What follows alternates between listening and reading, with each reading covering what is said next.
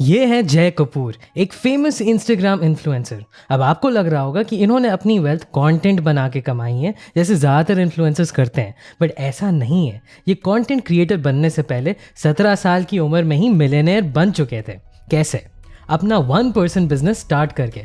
दरअसल बात ये थी कि जब Xiaomi इंडिया में नया नया आया था तो वो अपने साथ फ्लैश सेल का कॉन्सेप्ट लाया था। उस टाइम Redmi के 1S एंड 3S जैसे फ़ोन्स धड़ाधड़ बिक रहे थे। अब क्योंकि वो फ़ोन्स की क्वालिटी ठीक थी और वो सस्ते भी थे, इसीलिए Xiaomi के फ़ोन्स की डिमांड आसमान छू रही थी और सप्लाई उस डिमांड को मैच नहीं कर पा रही थी। जय भी उस टाइम ये फ़ोन लेना चाहते थे, बट सेल जैसे ही शुरू होती थी कुछ सेकंड्स के अंदर ही सारे फ़ोन्स आउट ऑफ स्टॉक हो जाते थे। वो कोई जुगाड़ ढूंढ रहे थे, कोई तरीका हो जिससे वो ये फ़ोन्स ले पाए। तभी उन्हें पता चला कि जावास्क्रिप्ट में कुछ कोड लिख के चेकआउट के प्रोसेस को ऑटोमेट किया जा सकता है।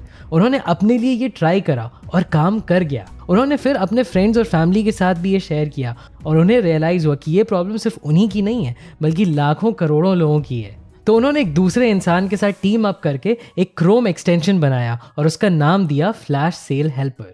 इसके अंदर उन्होंने Amazon की एक एफिलिएट लिंक डाली और उन्होंने इसको लॉन्च कर दिया। इस एक्सटेंशन को हज़ारों लोगों ने यूज़ किया और जब भी कोई उनका एफिलिएट लिंक पे क्लिक करता था उनको एक कमीशन मिलता था। ये करके कुछ ही दिन में उनके बैंक अकाउंट में 10 लाख रुपए जमा हो गए। ऐसे ही करके जय कपूर ने अपने इंटरनेट पे पहले पैसे कमाना शुरू किया। तो यहाँ आप नोटिस करो, जय ने अपनी एक प्रॉब्लम सॉल्व करी और अपने जैसे ही लोगों को एक सोल्यूशन बेचा। इसमें ना ही उनको बहुत पैसे लगाने की ज़रूरत थी, ना ही एम्प्लॉयज़ हायर करने की। ये होता है 1% बिजनेस मॉडल।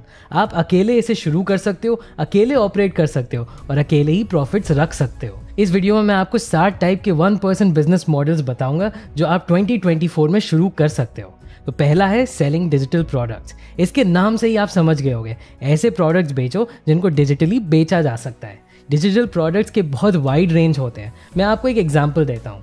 मान लो कि आप एक पर्सनल ट्रेनर हो और आपने बहुत सारे लोगों की हेल्प करी है वेट लॉस करने में। तो आप एक DIY कस्टम फिटनेस किट बना सकते हो जहां फैट लॉस से लेके वेट गेन तक सारी टिप्स, वर्कआउट्स, डाइट्स और रिसोर्सेज आप एक जगह डाल सकते हो। और इस गाइड को आप इतना अच्छा बना सकते हो कि आप किसी भी इंसान को उनके गोल्स अचीव करने में हेल्प कर सकते हो। ये डू इट योरसेल्फ किट एक डिजिटल प्रोडक्ट होता है। ये बिजनेस मॉडल इंटरनेट पे सबसे ज़्यादा कॉमन है और मैंने अपने दोस्त को भी देखा है इसको सक्सेसफुली इम्प्लीमेंट करते हुए।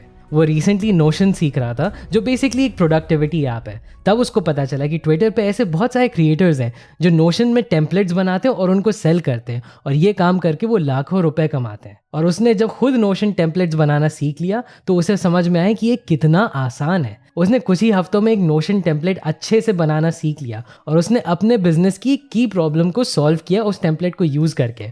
फिर उसने अपने ही जैसे लोगों को ये टेम्पलेट बेचना शुरू किया और वो और पैसे कमाने लगा। बट आप सोच रहे होंगे कि जब नोशन टेम्पलेट बनाना इतना आसान है तो कोई भी आपसे क्यों खरीदेगा?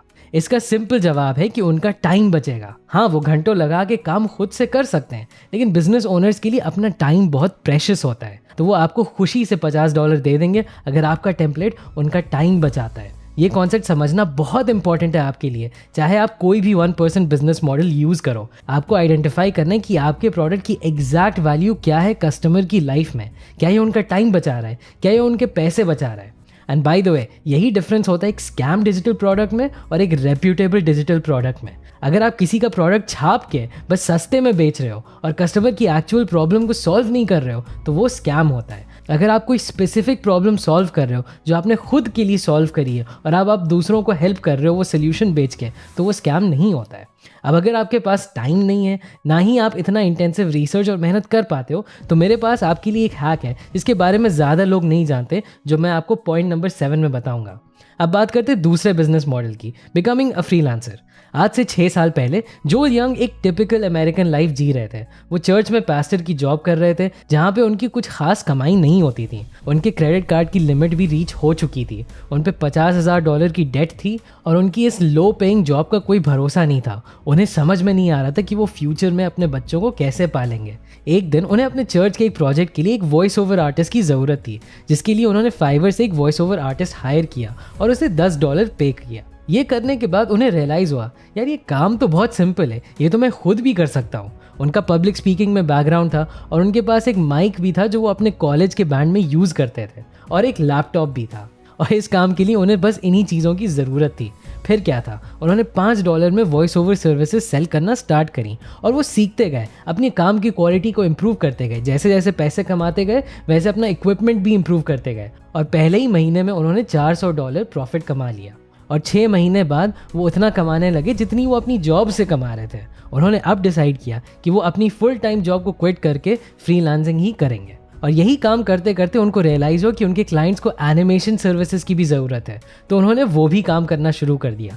और देखते ही देखते 6 सालों में फ्रीलांस काम करके उन्होंने $1.5 मिलियन का रेवेन्यू जनरेट किया, जो अराउंड 11 करोड़ रुपए है। इन सब की शुरुआत हुई फ्रीलांसिंग से। फ्रीलांसिंग को लोग ज़्यादा रिस्पेक्ट नहीं देते हैं क्योंकि लोगों को लगता है कि आप अपना टाइम बेच रहे हो पैसे के लिए, लेकिन ये शुरू में स्किल सीखने के लिए बहुत इंपॉर्टेंट होता है। ऐसे बहुत सारे लोग हैं जिन्होंने फ्रीलांसिंग से स्टार्ट किया है और आज बहुत बड़े बिजनेसेस बना लिए हैं। अब फ्रीलांसिंग किस चीज़ में करनी चाहिए ये कम्प्लीटली आपके इंटरेस्ट और मार्केट डिमांड में डिपेंड करता है, क्योंकि कुछ लोग होते हैं जो आपको कहेंगे कोडिंग कर लो या डिजिटल मार्केटिंग कर लो, लेकिन अगर आपका उसमें इंटरेस्ट नहीं है तो ये गलत एडवाइस होगी। आपकी अपनी स्किल्स पे और मार्केट की डिमांड पर डिपेंड करता है कि आपको किस चीज़ में घुसना चाहिए। अब नेक्स्ट 1% बिजनेस मॉडल है ऑफरिंग कंसल्टेशंस। ये वही आइडिया है जिससे मैं पर्सनली खुद अर्न करता हूँ। बेंजामिन फ्रैंकलिन ने एक बार कहा था, an investment in knowledge page the best interest. अगर आपको किसी एक फील्ड या टॉपिक के बारे में बहुत डीप अंडरस्टैंडिंग है, अगर आपके पास वो सारी टूल्स और नॉलेज हैं जो किसी और के काम आ सकते हैं, तो आप इस एसेट को मोनेटाइज कर सकते हो और इससे पैसे कमा सकते हो। ये है अली अब्दाल के फिटनेस कोच डैन गो, जो एक हाई परफॉर्मेंस फिटनेस कोच है जो मोस्टली एंटरप्रेन्योर्स को ही सर्व करते हैं। अपनी 18 साल की फिटनेस जर्नी में इन्होंने हेल्दी और फिट लाइफ जीने के बारे में बहुत कुछ सीखा था और यही चीज़ वो उन एंटरप्रेन्योर्स को सिखाते हैं जिनको अपनी फिटनेस और इम्प्रूव करनी है। ये अपनी एक कंसल्टेशन कॉल का $500 से $2000 तक चार्ज करते हैं। अब आप सोच रहे होंगे कि इतना पैसा कोई क्यों देगा जब इंटरनेट पे सारी एडवाइस फ्री में अवेलेबल है। तो यहाँ पे मैं आपको टोनी रॉबिन्स का एक कोट बताऊंगा, we are drowning in information but starving for wisdom. हर किसी को पता है कि उन्हें लाइफ में क्या करना चाहिए, लेकिन उन्हें ये नहीं समझ में आता कि वो प्रैक्टिकली उसको इम्प्लीमेंट कैसे कर सकते हैं।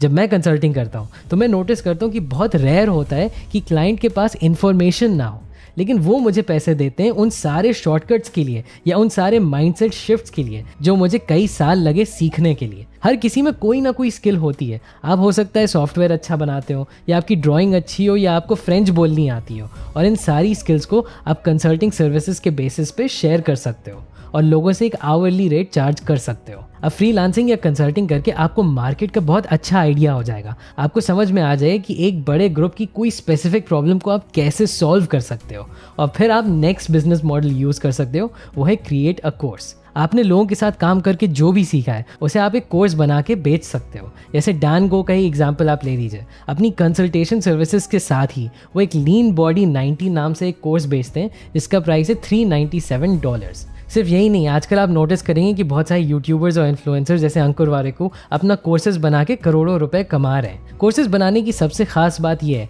कि आपको वन टाइम इन्वेस्टमेंट करना होता है, एक बार ही आपको कुछ टाइम और पैसा खर्च करना होता है, और आप अच्छे से मेहनत करके एक कोर्स बनाते हो और फिर उसका रिवॉर्ड आपको कई सालों तक मिलता रहता है। लेकिन कोर्स बनाने का बेस्ट टाइम तभी है जब आपकी कोई सच में एक्सपर्टीज हो। इसीलिए आपको शुरुआत में वन ऑन वन कई लोगों के साथ काम करना चाहिए, उनकी प्रॉब्लम्स को समझना चाहिए और उन सारे प्रॉब्लम्स के सॉल्यूशंस को आपको अपने कोर्स में ऑफर करने चाहिए।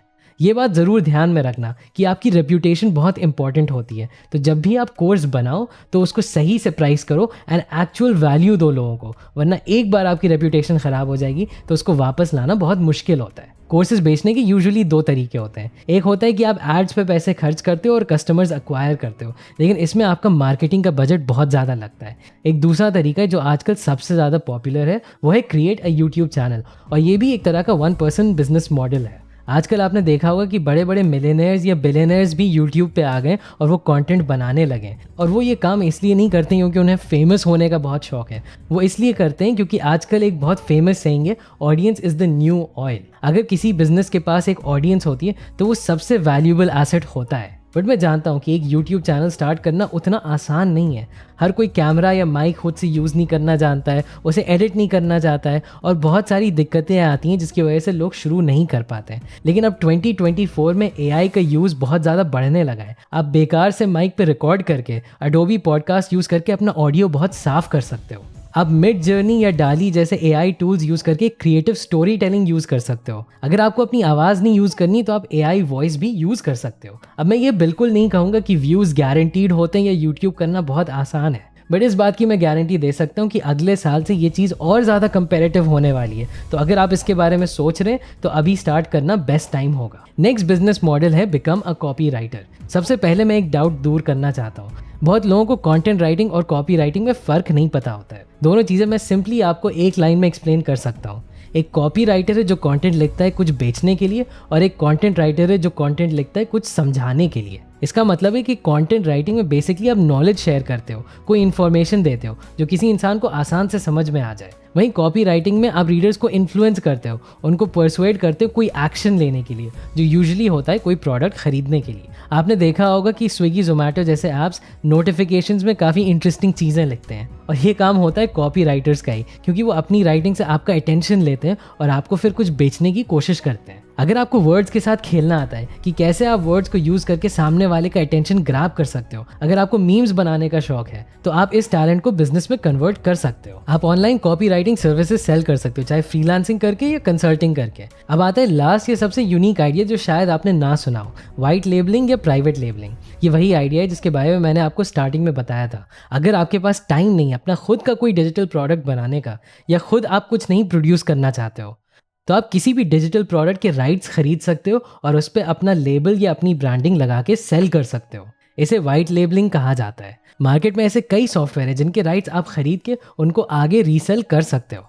फॉर एग्जाम्पल, आपको कई ऐसे सॉफ्टवेयर मिल जाएंगे जो ईमेल मार्केटिंग में हेल्प करते हैं। तो अगर आप लोगों को ईमेल मार्केटिंग सिखा रहे हो तो आप एक white label email marketing software खरीद के उस पर अपनी ब्रांडिंग लगा सकते हो और उसको दूसरे लोगों को बेच सकते हो। इसका फ़ायदा ये है कि आपको अपना टाइम और अपने पैसे नहीं लगाने होंगे कोई सॉफ्टवेयर बनाने के लिए, और आप अपने कस्टमर्स को कुछ वैल्यूएबल भी दे सकते हो। तो आपको क्या लगता है 2024 में कौन सा बेस्ट 1% बिजनेस मॉडल होने वाला है आपके लिए? मुझे कमेंट्स में ज़रूर बताना, और अगर मैं कुछ मिस भी कर गया तो उसे भी मुझे कमेंट्स में बताना। इन सारे बिजनेस आइडियाज़ को सक्सेसफुल बनाने के लिए आपके लिए सबसे इंपॉर्टेंट है कि आप समझो कि एक ऑफर क्या होता है। इसके लिए मैंने एलेक्स हर्मोजी के $100 मिलियन ऑफर्स की बुक समरी बनाई है, जिसको आप यहाँ क्लिक करके देख सकते हो। अभी के लिए बस इतना ही, एंड थैंक्स फॉर वॉचिंग।